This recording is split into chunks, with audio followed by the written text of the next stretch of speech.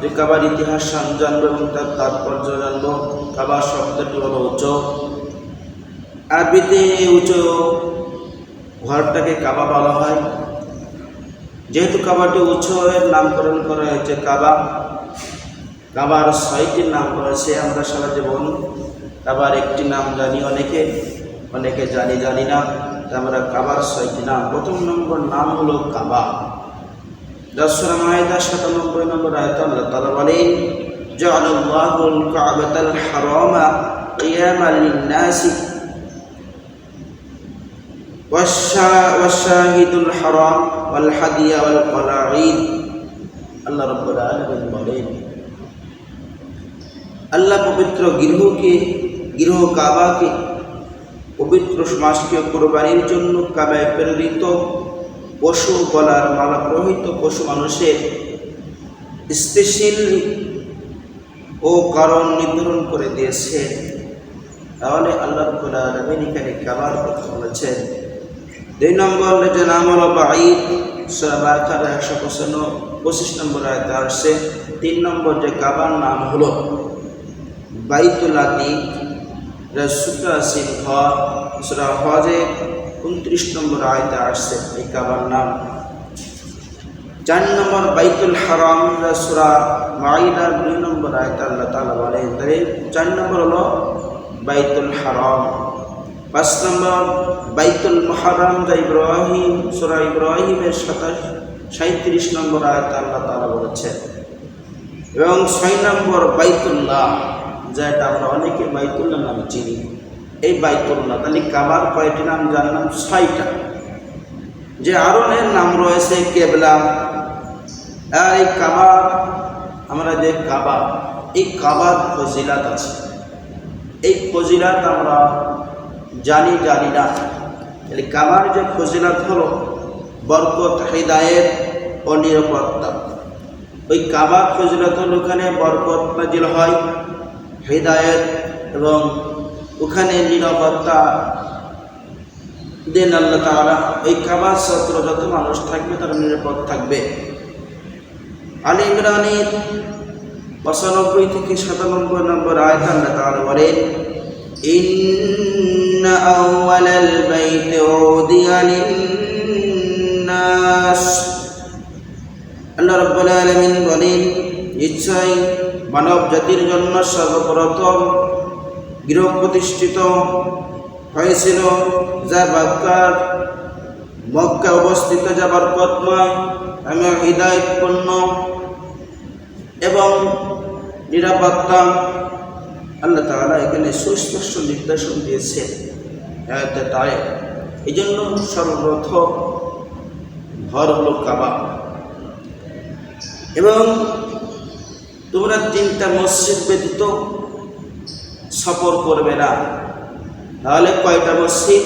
3টা মসজিদ ব্যতীত তোমরা কখনো সফর করবে না, ভ্রমণ করবে না। বুখারীর বর্ণনায় 1189 নম্বর হাদিসে আসছে, হযরত আবু হুরায়রা রাদিয়াল্লাহু থেকে বর্ণিত, বিশ্বনবী বলেছেন, তোমরা 3টা মসজিদ ব্যতীত কখনো সফর করবে না বা ভ্রমণ করবে না। 1 নম্বর হলো মসজিদুল হারাম। যে মসজিদুল হারামে তোমরা সফর করবে, এই মসজিদুল হারামে 1 রাকাত নামাজ আদায় করলে 1 লক্ষ রাকাতের নামাজের সওয়াব নেওয়া হয় তার আমলনামায়। সুবহানাল্লাহ। তাহলে কয় রাকাত? 1 রাকাতে 1 লক্ষ রাকাতের সওয়াব আল্লাহ তাআলা আমার আপনার আমলনামায় লিখবেন, যারা ওখানে গিয়ে নামাজ আদায় করবে। আল্লাহ তাআলা ওখানে বাইতুল হারামে আমাকে নামাজ পড়ার তৌফিক দিয়েছেন, বলে আলহামদুলিল্লাহ।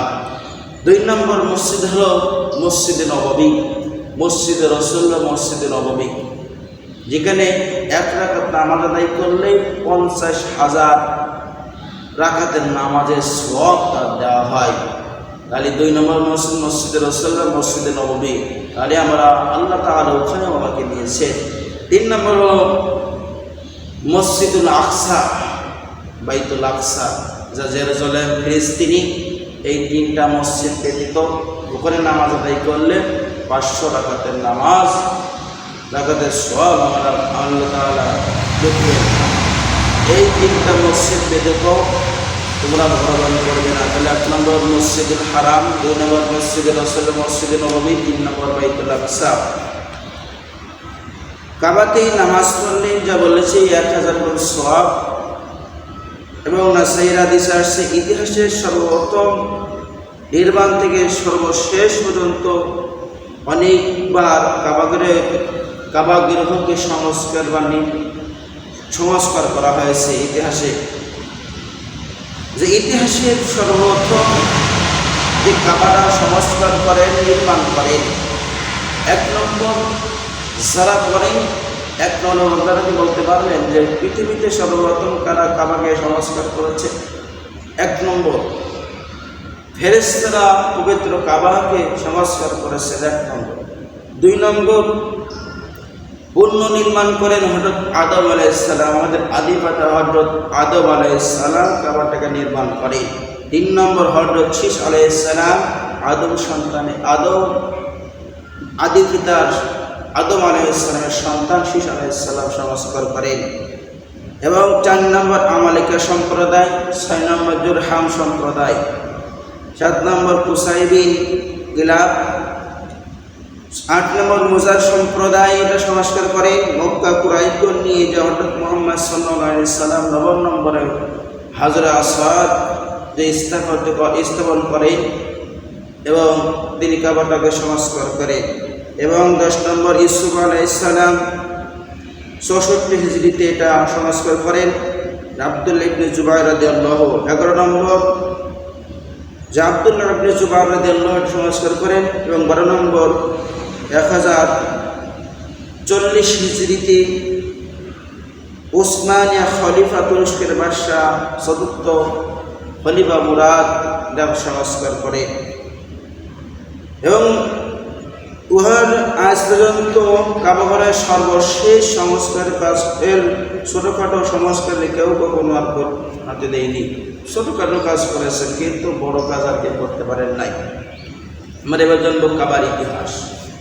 যে আমরা যে কাবারটা ইতিহাস, যে পবিত্র কাবা যেখানে লক্ষ লক্ষ হাজি সমাগম হয়, সেই কাবার ইতিহাস আমরা জানবো।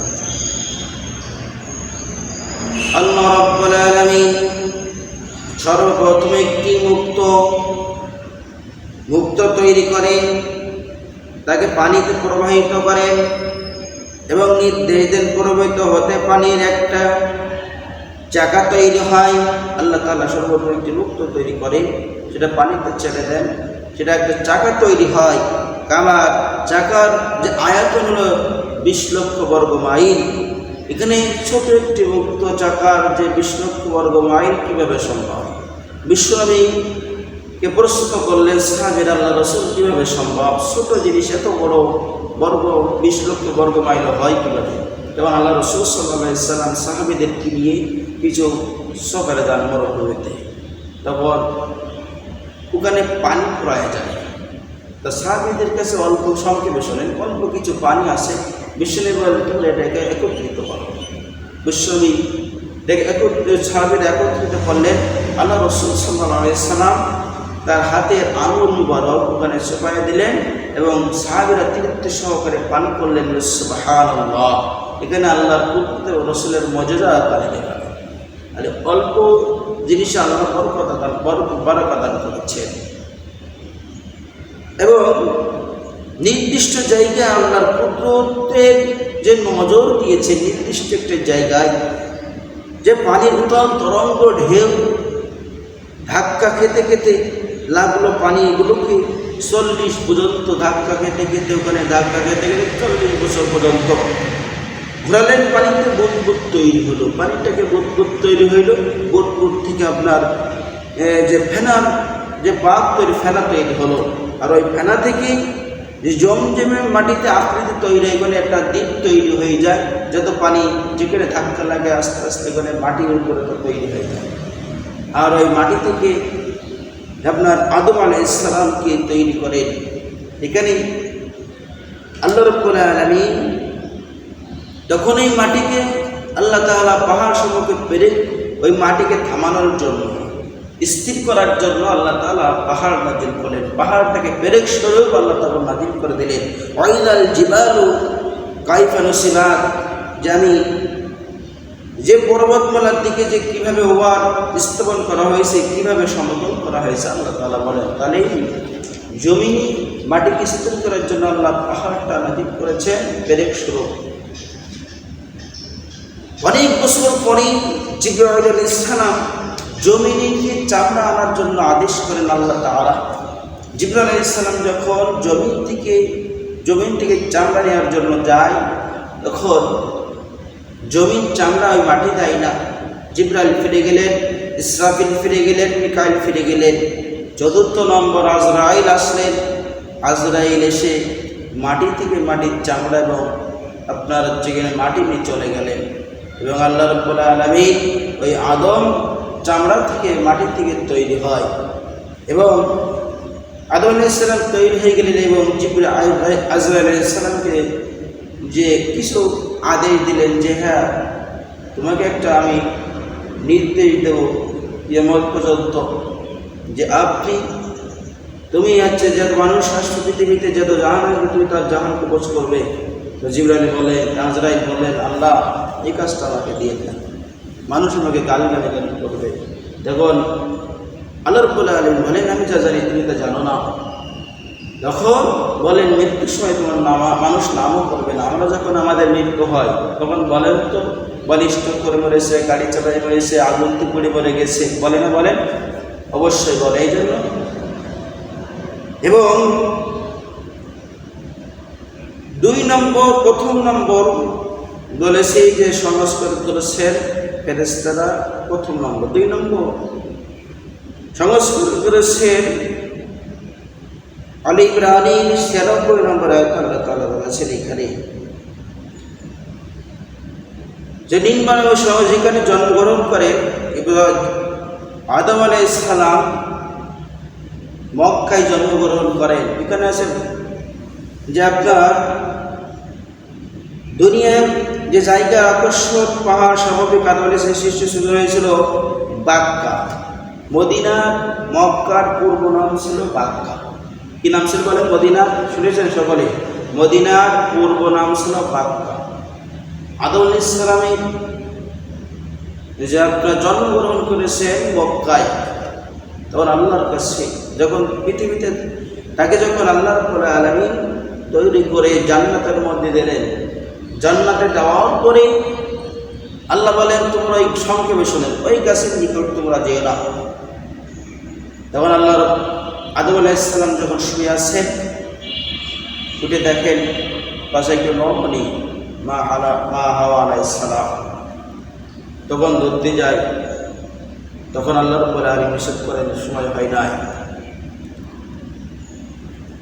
তখন আল্লাহ রাব্বুল আলামিন তাদেরকে বিবাহ দিলেন, এবং তাদের বহরমা হিসেবে রাসূলের প্রতি 10 বার দরুদ শরীফ পড়ে সুবহানাল্লাহ। তিনি এখনো পৃথিবীতে আসেননি, তারপর রাসূল সাল্লাল্লাহু আলাইহি সাল্লামের যে দরুদ পাঠ করতে হয়, আদম আলাইহিস সালামের মহরমে হিসেবে তারপর তারা দরুদ পাঠ করলেন, এবং তারা জান্নাতের মধ্যে বসবাস করলেন। আল্লাহর হুকুম অমান্য করলো, সেই গাছের নিকট গেল, ফল খেলো। আল্লাহ তাআলা তাদেরকে দুনিয়াতে পাঠিয়ে দিলেন। আদম আলাইহিস সালামকে শ্রীলঙ্কায় এবং মা হাওয়া আলাইহিস সালামকে জিদ্দায় স্থাপন করলেন। তারা দুজন 300 বছর 350 বছর কান্নাকাটি করার পরেই আল্লাহ রাব্বুল আলামিন জাবালে রহমত, সেই পাহাড়ে আরাফাত ময়দানে তাদেরকে একত্রিত করলেন। বলে সুবহানাল্লাহ। এই যে আরাফাত ময়দানে লক্ষ লক্ষ হাজির হয়ে যায়, যেখানে পা দেওয়ার সাথে সাথে হাজিদের জীবনের সমস্ত গুনাহ মাফ হয়ে যাবে। সুবহানাল্লাহ। সেই জাবালে রহমত আল্লাহ তাআলা আমাকে নিয়েছেন। ওখানে যে আপনার যে খুঁটি, সেই খুঁটি এখন আছে, সে পাথর দিয়ে ওখানে খুঁটি রেখে দিয়েছেন জাবালে রহমত। এই জন্য এবং আল্লাহর কাছে আদম আলাইহিস সালাম দোয়া করলেন, আল্লাহ আমাকে এটা ইবাদত করার জন্য জায়গা স্থাপন করে দেন। তখন আল্লাহ তাআলা কাবাকে নির্মাণ করলেন, এবং ওখানে তখন আদম আলাইহিস সালাম ইবাদত বন্দি করতে থাকলেন, এবং আদম আলাইহিস সালাম এই কাবাটাকে সংস্কার করলেন আদম আলাইহিস সালাম। 2 নম্বর। 3 নম্বর, আদম আলাইহিস সালামের সন্তান ঈসা আলাইহিস সালাম এটা সংস্কার করেন। ঈসা আলাইহিস সালামের প্লাবনে সময় কাবাকে চতুর্থ আসমানে তুলে নেওয়া হয়। এরপর সালেহ ইদ্রিস আলাইহিস সালাম ওটাকে অনুমান করে ওই জায়গাটায় তাওয়াফ করেন। এবং 3 নম্বর ইব্রাহিম এবং ইসমাইল, 4 নম্বর ইব্রাহিম ও ইসমাইল আলাইহিস সালাম এ সঙ্গ নিয়ে কাবাকে নির্মাণ করলেন। ইব্রাহিম ও ইসমাইল আলাইহিস সালাম যখন কাবাকে, বাপ হলেন রাজমিস্ত্রি এবং ছেলে হলো যোগানদাতা। যখন কাবানি সংক্ষেপে, আমি সময়ের জন্য বলতে পারছি না, এই জন্য সংক্ষেপে শোনেন। ইব্রাহিম আলাইহিস সালাম যখন কাবাকে গাঁথলেন, কাদা শুরু করলেন, কাবা যখন উঁচু হয়ে গেল, কিভাবে আর উঠবে চিন্তায় পড়ে গেল। এবং ইব্রাহিম আলাইহিস সালাম তখন ওই পাথরে, একটি পাথর, জান্নাতি পাথরে পা দিয়ে উঠে উঠে কাবাটা গাঁথলেন এবং নির্মাণ করলেন। এবং ওই পাথরে এখন আছে, সেই পাথরটার নাম হলো মাকামে ইব্রাহিম। ইব্রাহিম আলাইহিস সালামের পাঁচ ওখানে আছে। এবং কাবা যখন নির্মাণ করা হয়ে গেল, তখন যে পাথরটা দেরি ছিল, পাথর দেরি থাকার পরে আবু কুবাইস পাহাড়ে ওঠে, ওটা গুঁড়ো করে সমগ্র পৃথিবীতে ওটা ছড়াই দিলেন। ওই পাথরের ধূলিকণা যেখানে যেখানে পড়েছে, কিয়ামত পর্যন্ত সেখানে মসজিদ হবে, তখন এই সিজদা এবং ইবাদত হবে। যেখানে হোক, যে কোনো কায়দায় সেখানে মসজিদ হবে। আল্লাহ রাব্বুল আলামিন যখন কাবাকে নির্মাণ করলেন ইব্রাহিম আলাইহিস সালাম, আল্লাহ রাব্বুল আলামিন বলেন, সকলের সঙ্গে মুসলিম, আল্লাহ রাব্বুল আলামিন বলেন, হে ইব্রাহিম, তুমি মানুষকে আহ্বান করো আমার গৃহের জন্য। তার আল্লাহ রাব্বুল ইব্রাহিম আলাইহিস সালাম বলেন, হে আল্লাহ, এখানে মানববিহীন জনগণ, কোনো মানুষ নেই, মানব নেই, কিভাবে মানুষের আমি দাওয়াত দেব, আহ্বান করব? আল্লাহ তাআলা বলেন, হে ইব্রাহিম, তোমার ঘোষণা দেওয়ার দরকার, তুমি ঘোষণা দিয়ে দাও, পৌঁছানোর দায়িত্ব আমার। তাহলে আবু কুবাইস পাহাড়ে পূর্ব পশ্চিম, এবং তারা পূর্ব পশ্চিম দিকে 3 উঠে বাম ডানে তিনি ঘোষণা দিলেন। আল্লাহ তাআলা সকল মানুষের কানে পৌঁছায় দিলেন, এবং কিয়ামত পর্যন্ত যারা আসবে তাদের কানেও পৌঁছায় দেবেন। আজ যারা পৌঁছানোর পরে বলেছেন লাব্বাইক আল্লাহুম্মা লাব্বাইক, এখানে আমি হাজির, আল্লাহ আমি হাজির, যারা এই কথা বলেছিল তারা এই পবিত্র কাবায় যেতে পারবে, আর তাছাড়া কেউ কাবায় যেতে পারবে না। যারা হাজির হয়েছে না, যারা আকৃষ্ট হবে, হজ করবে সঠিক টাকায়, তাদের জীবনের গুনাহ আল্লাহ তাআলা ক্ষমা করে দেবেন, সুবহানাল্লাহ। তাহলে যারা লাব্বাইক বলেছিল আল্লাহ রাখে, তারাই ওখানে কাবা গৃহে যেতে পারবে। তাহলে আল্লাহ তাআলা কাবাকে নির্মাণ করলেন, এবং আল্লাহ তাআলা ইব্রাহিম আলাইহিস সালামকে 3 উপদেশ দেন। সূরা হজের 27 থেকে 28 নম্বর আয়াতে আল্লাহ তাআলা বলেন যে বাইতুল্লাহকে 3টি নির্দেশ দিয়েছি। ইব্রাহিম আলাইহিস সালামকে আল্লাহ নির্দেশ উপদেশ দেন যে বাইতুল্লাহকে তোমাদের স্থান ঠিক করে দিয়ে বলেছিলাম যে তোমরা আমার সাথে শরীক করবে না। আল্লাহ তাআলা ইব্রাহিম আলাইহিস সালামকে বললেন, তুমি আমার সাথে কাউকে শরীক করবে না। 2 নম্বর যে নির্দেশন দিয়েছিল, আমার গৃহ পবিত্র রাখো, তাওয়াফ করি, আমার গৃহ পবিত্র তাওয়াফ করি, সিজদাকারী এবং রূপকারীদের জন্য, তাদের জন্য কাবাটাকে পবিত্র রাখো। 3 নম্বর যে উপদেশ আল্লাহ তাআলা ইব্রাহিম আলাইহিস সালামকে দিয়েছিলেন, তো মানুষের মধ্যে হজের ঘোষণা দিয়ে দিন, তাহলে মানুষের জন্য হজের ঘোষণা দিয়ে দিন। সামনে হজের সময় যার যেমন সামর্থ্য যদি হয়ে যায়, হজের জন্য নিয়ত করে ফেলে হজ করার জন্য। এখন বর্তমান সেই কাবাকে কেউ পায়ে হেঁটে উঠে আপনার প্লেনে চলে যাচ্ছে ওখানে আল্লাহ তাআলার নির্দেশে। এই জন্য যে আবু কুবাইস পাহাড়ে বর্তমান আপনার আছে, সেই বাদশাহ যে পাহাড়ে ইব্রাহিম আলাইহিস সালাম ঘোষণা দিয়েছিলেন হজের জন্য, মানুষকে আহ্বান ঘোষণা দিয়েছিলেন। আবু কুবাইস পাহাড়, সেই পাহাড়ে এখন বর্তমান বাদশার বাড়ি। এবং একটি ঘটনা কাবার সম্পর্কে, আব্রাহার কর্তৃত্ব কাবার উপর হামলা। আব্রাহা কাবাটাকে ধ্বংস করতে চেয়েছিল। কে? আব্রাহা। রাসূল সাল্লাল্লাহু আলাইহি সাল্লামের দাদা আব্দুল মুত্তালিব তখন কাবার তিনি দায়িত্ব পালন করেছিলেন। কাবার চাবি তার হাতে, দরজার। আব্রাহা চিন্তা করলেন, তিনি আব্রাহা হলেন ইয়ামিনের বাদশা, তার নাম হলো আব্রাহা আল হাবসি। তিনি এমন পণ করলেন, তিনি একটা গির্জা তৈরি করলেন, যে গির্জার নাম হলো কুল্লাইস। যে আব্রাহার উদ্দেশ্য হলো যে আমি এই কাবা গৃহ মানুষ হজ করতে না, যে আমার এই গির্জায় হজ করতে আসবে, উপাসনায় আসবে। তেন আব্রাহা এই চিন্তাধারা যখনই হলো, তখন কিনারের এক জৈনিক ব্যক্তি ওই গির্জায় মলত্যাগ করলেন। এই কথা যখন আব্রাহার কাছে এই খবর পৌঁছালো, আব্রাহার আগুনে কমে গেল। তখন বললেন, আমি কাবা গৃহকে ধ্বংস করে দেব। তখন আব্রাহার যে সৈন্য কেনানি উদ্দেশ্য এবং তিনি হাবশীদের আদেশ দিলেন, প্রস্তুতি নাও, সমগ্র হাতি সঙ্গ নিয়ে রওনা হও। এবং তার নাম হুনাতা, তাকে মক্কায় পৌঁছায় দিলেন। এবং কিনানি কিছু জায়গায় হুজাইল, কিছু জায়গায় তারা লুটতরাজ করল। আব্দুল মুতালিবের 200 উট তারা ওখান থেকে লুট করে নিয়ে আসলো। এবং লুট করার পরে হুতানা বলেন, আব্দুল মুতালিবকে বলেন, আব্রাহা আপনাকে আহ্বান জানাইছে, আমাকে নিজের নির্দেশ দিয়েছে। তখন আব্দুল মুতালিব সংক্ষেপে সময়ের জন্য অল্প বলছিল। আব্দুল মুতালিব যখন তিনি ছিলেন সুন্দর দেহের অধিকারী, সুন্দর, আব্রাহার যখন কাছে গেলেন, আব্রাহা তখন আব্দুল মুতালিব তখন আপনার চটে বসে আছে। আব্রাহা দেখে তার চেহারা, তার সুন্দর গঠন দেখে এখানে বসা অনুচিত মনে করলেন। আব্রাহা তার সিদ্ধা ছেড়ে দিলেন এবং হাবশীবাসীতে এটাকে পছন্দ করলেন না। তারা আব্রাহাকে বললেন যে আমি ওখানে লুটপাট করতে চাই না, রক্তপাত করতে চাই না। আব্দুল মুতালিব বলেন, তারা জানতে পারলেন, কিনানি এবং 2 গোত্র জানতে পারলেন তাদের সাথে পারা অসম্ভব, পরিকল্পনা তারা বাদ দিয়ে দিলেন।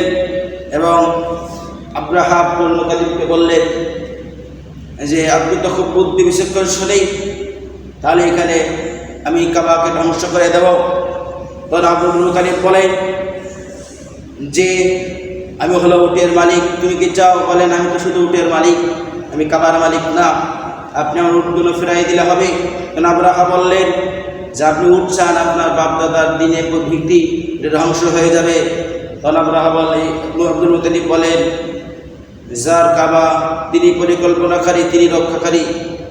তখন আব্রাহা বললেন আব্দুল মুতালিবকে, আব্দুল মুতালিব উটগুলো নিয়ে তাদেরকে বললেন, তোমরা পাহাড়ের চূড়ায় পলায়ন করো এবং তাদের সেনাদের হাত থেকে তোমরা বাঁচতে পারবে। এবং আব্দুল মুতালিব তার কুরাইশ কিছু সংখ্য নিয়ে কাবার ওখানে গিয়ে বললেন, হে আল্লাহ, মানুষ যেভাবে নিজের ঘরটাকে হেফাজত করে, আপনি আপনার ঘরটাকে আপনি হেফাজত করেন, যেন বাতিল শক্তি যেন বিজয় লাভ করতে না পারে। তাহলে এই কথা দোয়া করার পরে আব্রাহা প্রস্তুতি নিলেন কাবা ধ্বংস করার জন্য, হাতিকে প্রস্তুতি করলেন। সৈন্যরা আব্রাহা যে হাতিতে এসেছিল, হাতির নাম হলো মাহমুদ। এবং আব্রাহা প্রস্তুতি নিয়ে যখন হাতিকে বললেন হাঁটো, হাতি উঠতে চায় না, মারলে উঠতে চায় না। হাতি একবার কিনারের দিকে আমিনের দিকে ছোটাছুটি করতে লাগে। এক পর্যায়ে যখন হাতিগুলো যখন কাবার গৃহের দিকে, মক্কার দিকে যখন আসছেন, আল্লাহ তাআলা সমুদ্র থেকে কিছু পাখি প্রেরণ করলেন, যে আমরা আবাবিল নামক পাখি নামে যা চিনি। সে আবাবিল পাখি 3টা করে পাথর তাদের নিয়ে আসলেন, একটা মুখে 2 পায়ে 2টো পাথর। যে পাথরটা হলো মুসুরের ডালের মতন। যেন আব্রাহা যখন হাতি সৈন্য নিয়ে যখন আসলেন, তখন ওই পাখিগুলো ওই পাথর ছুঁড়ে মারতে লাগলো। এখন পাথর যার গায়ে পড়ে তারা সেখানে কেউ পানি থেকে রাস্তায় মারা যায়। এবং আব্রাহা যে পাথর লেগেছিল, আব্রাহার সৈন্যরা তাকে তার ইয়ামেনের রাজধানী সানা ওখানে নিয়ে যায়, যাতে ওই রাজধানীতে পৌঁছানোর সাথে সাথে তার আঙুলগুলো খুলে পড়ে যায়। তিনি সেখানে এই দুর্বল হয়ে ইন্তেকাল করলেন। আল্লাহ রাব্বুল আলামিন বলেন, সুবহানাল্লাহ, আল্লাহ রাব্বুল আলামিন কুরাইশদের বিজয় দান করলেন এবং তাদের সম্মান বাড়িয়ে দিলেন। আব্রাহা ধ্বংস করতে চেয়েছিল কাবা গৃহ ধ্বংস করার এই যে ঘটনা, ইতিহাস। এই জন্য আল্লাহ তাআলা তার পবিত্র কাবাকে তিনি স্বয়ং রক্ষা করবেন। ওখানে রহমত, এখানে নামাজ পড়লে শান্তি আলাদা। ওখানে তো নামাজ পড়েছি, আল্লাহ নিয়ে গেছে, তা কত শান্তি ওখানে। না গেলে বুঝবেন না। নিয়ত করেন ওখানে, যে আপনার আছে নিয়ত করেন ওখানে হজ করার জন্য, উমরা হোক, আপনার হচ্ছে বড় হজ, যার জন্য সমর্থ আছে হজের জন্য নিয়ত করেন।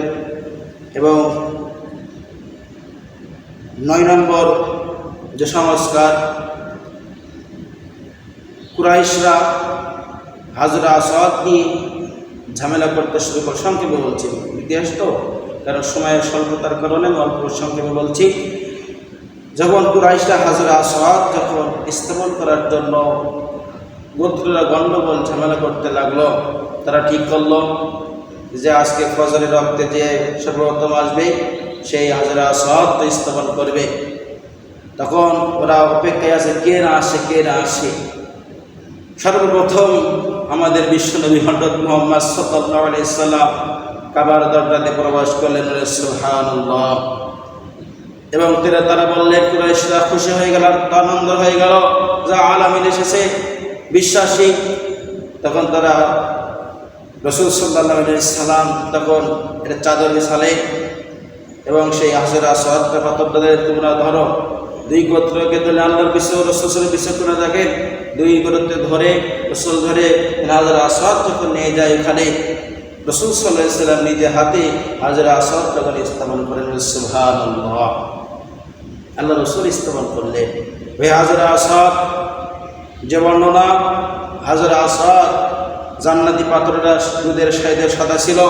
আদম আলাইহিস সালামের সন্তানের এই গুনাহ্য মনে পাথরটা কালো হয়ে গেছে, ওটা নিজের চোখে দেখে আসছে কালো হয়ে গেছে। হাজরা আসওয়াদে এর ফজিলত হলো হাজরা আসওয়াদে যে ব্যক্তি সুমা দেবে তার গুনাহগুলো হাজরা আসওয়াদ চলে নেবে। জান্নাতি পাথর ওখানে ওখানে আর ওই হাজরা আসওয়াদ যে ব্যক্তি স্পর্শ করবে এক নিয়তি চুম্বন করবে, হাত দেবে, কিয়ামতের ময়দানে হাজরা আসওয়াদ তার জন্য শাফাআত করবে, সুবহানাল্লাহ, তার জন্য সাক্ষী হয়ে যাবে। এই জন্য রুকনি ইয়ামিনী দুই পাশে দুই জান্নাতি পাথর আছে, ওখানে হাজিরা চুম্বন দেওয়ার জন্য উঠে লাগে। আর যে কাবার যে দরজা, ওই দরজায় দুই বুক লাগায় মুলতাজিম, ওখানে হাত বা বুক টাকায় শরীর ঠাকায় যদি কেউ দোয়া করে আল্লাহ তাআলা ওখানে তাদের দোয়া কবুল করেন। আল্লাহ রাব্বুল আলামিন মুলতাজিমে আমাকে 3 বার নিয়েছেন, সকলে বলে আলহামদুলিল্লাহ। আল্লাহ তাআলা নিয়েছেন 3 বার, আল্লাহর কাছে কান্নাকাটি করেছে, আল্লাহ গুনাহ মাফ করার মালিক হলো আল্লাহ। এবং হাজরা আসওয়াদ জান্নাতি পাথর বলেছি যে গুনাহ শুষে নেয়, হাজরা আসওয়াদ গুনাহ শুষে নেয়। এবং 64 হিজরি 10 নম্বর যে সংস্কার, 64 হিজরি সনে রিয়াজিদের সৈন্যগণ যেন মক্কায় যখন এটা আক্রমণ করেন, আব্দুল্লাহ ইবনে জুবায়ের উপর আক্রমণ করে ক্ষেপণাস্ত্র দ্বারা তাদেরকে ধ্বংস করেন, ইজদিগণ ইন্তেকাল করেন। আব্দুল্লাহ ইবনে জুবায়ের তখন এটা সংস্কার করেন সংক্ষেপে।